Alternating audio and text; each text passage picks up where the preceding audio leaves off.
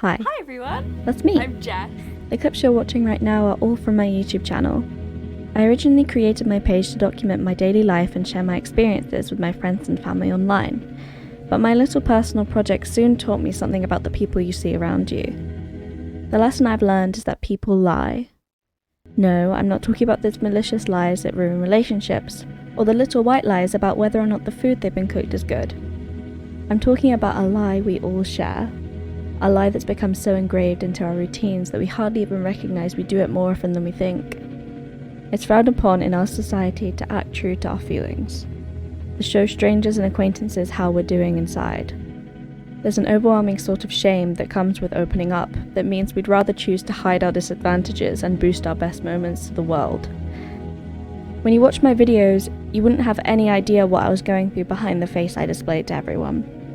Not even my best friend, the closest person to me in the world, Tony, knew what I was experiencing in my mind. And I think that's the scariest part of it all.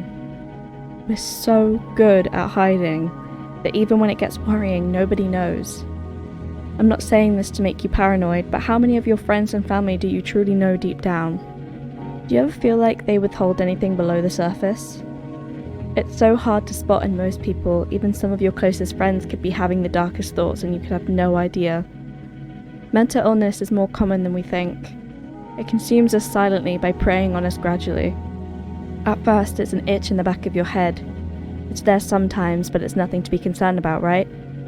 But then things start piling up. You're stressed more easily. You can't focus on anything properly, and your favourite activities just aren't exciting anymore. But it's fine. You're managing, right? Until you're not. And you can't bring yourself to get out of bed. You don't want to speak to even your favourite people anymore. The isolation brings on anxieties that makes it harder to get out of. You can't break free of this feeling, but it could be worse, right? What about when things get worse? It's hard to open up, trust me, I know.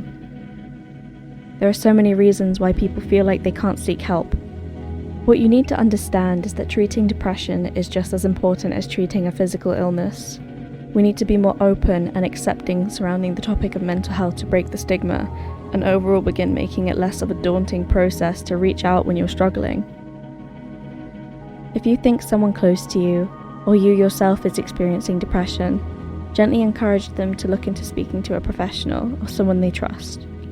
Depression, while already bad enough on its own, can lead to much worse, more irreversible conditions due to unhealthy coping mechanisms.